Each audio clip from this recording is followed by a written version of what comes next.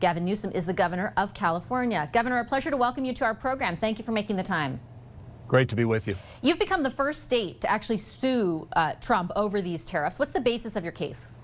Well, he doesn't have the legal authority to unilaterally impose these tariffs. He used a law, a 1977 law, that Congress afforded the president certain rights, but one of them was not to impose unilaterally tariffs. It's under the Emergency Economic Powers Act. We were the first state to initiate that lawsuit. 12 other states have followed suit. And interestingly, from the conservative perspective inside, the Koch brothers are well known here in the United States of America. Champions of conservative causes also have filed a similar lawsuit on the same grounds. If this does end up, being something that Congress has to tackle, how confident are you that they would back your position, which is against the tariffs? And I ask because what we have noted here in Canada is there have been governors like yourself who are outspoken, but not a lot of the allies, traditional allies in Congress that we were used to seeing defend free trade are saying a lot this time around. No, I mean, we have one branch of government. It's the rule of Trump right now. It's almost the law. It feels like the law of the jungle in so many respects.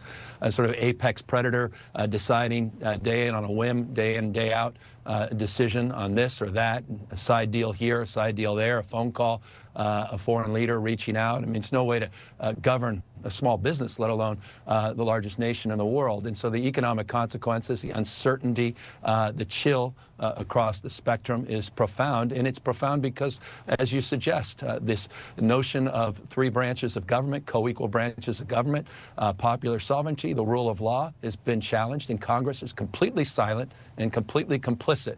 And that's something that needs to be called out and highlighted absolutely as well. You mentioned the economic impact, and I wanted to drill down into what it looks like in California.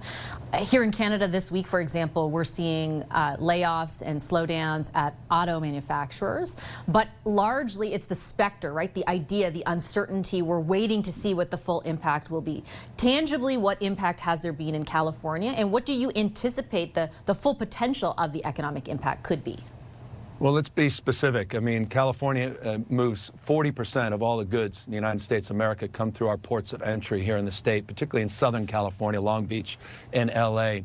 We just announced yesterday that cargo volume is down 35% already, not 3.5%, 35%. We've seen tourism numbers drop 2 months in a row, including significantly from Canada, down 16%. And by the way, 1.8 million Canadians visit my state every single year, and it's already had a profound and outsized consequence. It's understandable from the perspective of how the President of the United States has been treating the people of Canada, but it's important to underscore not just the uncertainty and the chill as it relates to investment, but the impacts that we're already feeling. Again, I'm the largest state in the United States of America, the size of 21 state populations combined, the fourth largest GDP in the world, the largest manufacturing state and agricultural state, and one of the largest export states in the world.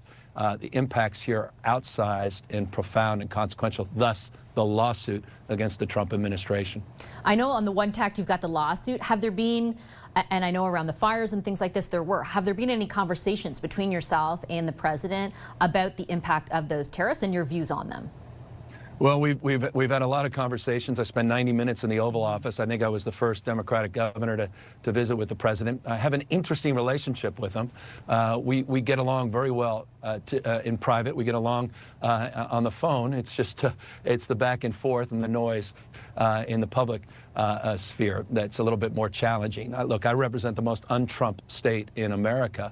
That said, I don't wake up every single morning looking to find a crowbar to put in the spokes of the wheel of the Trump administration. It's an open hand, not a closed fist. I want to work with the president, but it's very challenging right now across the spectrum because the assault on free enterprise, the assault on the rule of law, the assault on our allies and our trading partners, relationships, the assault on trust, the coin of the realm, trust, relationships that matter. And so we are asserting ourselves, and I know your prime minister will be meeting with President Trump.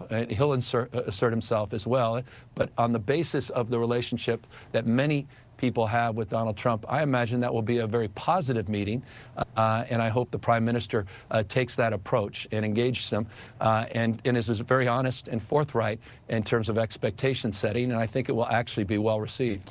Do you have a sense of whether or not You mentioned the economic impact in California, but it's been widespread, right? There's a massive slowdown happening in the U.S. economy. The markets have been incredibly volatile and lost significant value since the start of the year.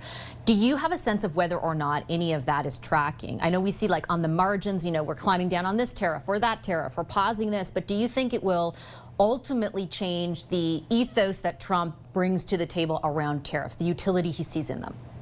Well, look, you know, we've been challenged with the Trump administration on a full-on assault on the legacy of Ronald Reagan and Richard Nixon, two well-known Republicans, as it relates to environmental laws and environmental stewardship, which California's been a champion. I say this to make a point. He doesn't believe in Mother Nature, but he believes in markets. Donald Trump. And as a consequence, the markets bat last, they bat 1,000, and they're speaking loudly.